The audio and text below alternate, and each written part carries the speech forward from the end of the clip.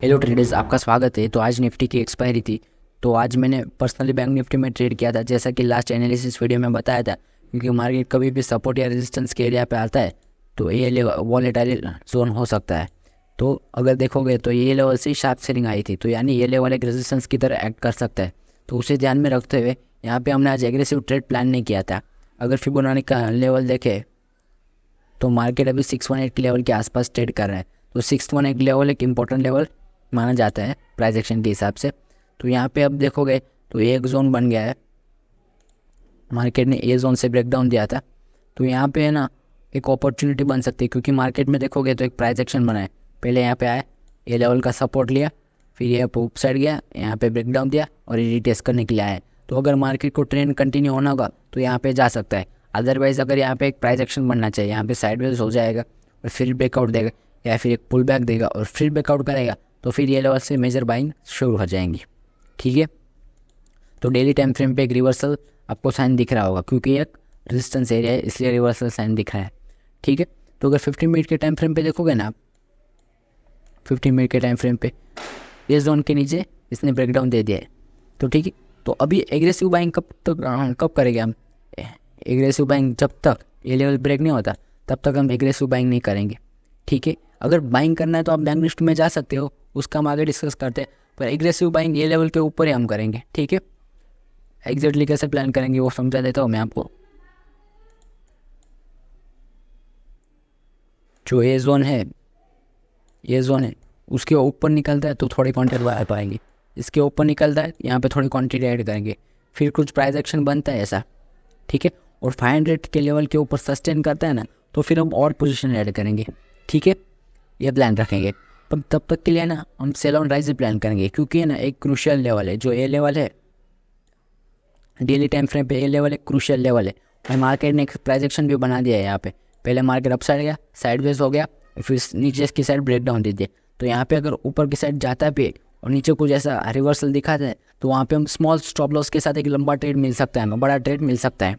ठीक है, तो वहाँ पे अगर मार्केट को सच में सेलिंग के साथ जाना होगा और ये ट्रेंड कंटिन्यू करना होगा, डेली टाइम फ्रेम का जो है ट्रेंड है, डेली टाइम फ्रेम का जो है ट्रेंड है उसे कंटिन्यू होना होगा, ये जो ट्रेंड है उसे कंटिन्यू होना होगा, तो फिर एक अच्छी अपॉर्चुनिटी है मार्केट के पास, क्योंकि यहाँ से एक शार्प मोमेंटम देखने को मिल सकता है। तो वहाँ पे अगर कुछ ऑप्शन बाइंग का सेटअप बनता है ना, तो या हम ऑप्शन बाइंग का भी ट्रेड ले सकते हैं, क्योंकि वहाँ पे हमें एक स्मॉल स्टॉप लॉस के साथ एक लंबा टारगेट देखने को मिल सकता है, बड़ा टारगेट देखने को मिल सकता है। ठीक है, तो हम इस तरह से प्लान करेंगे। ठीक है, मैं पर्सनली कल है ना थोड़ा एग्रेसिव जाऊँगा बैंक निफ्टी में, सॉरी निफ्टी में।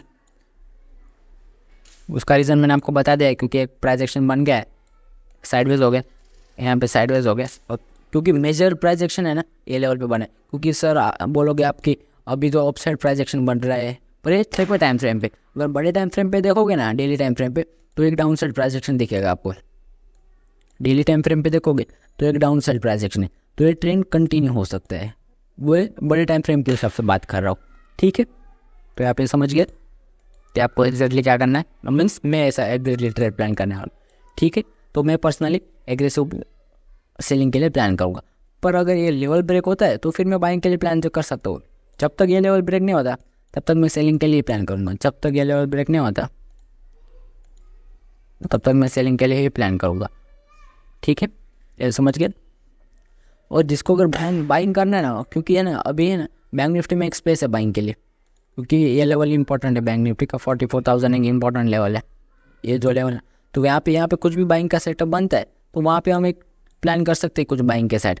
अदरवाइज यहाँ पे कुछ ऐसा खास दिख रहा नहीं है बाइंग का, पर जिसे बाइंग ही करना है वहाँ पे प्राइस एक्शन के हिसाब से कॉल सेलिंग के पुट सेलिंग के साइड प्लान कर सकते हैं, नीचे की साइड पुट सेलिंग का प्लान कर सकते हैं। क्योंकि यहाँ पे ऑप्शन बाइंग मत करना, क्योंकि पता नहीं मार्केट स्लो एंड स्टडी जाएगा, तो फिर वहाँ पे आपको डीके के हिसाब से लॉस भी हो सकता है। मार्केट आपके मोमेंट आपके फेवर में जाएगा फिर भी आपको लॉस होगा।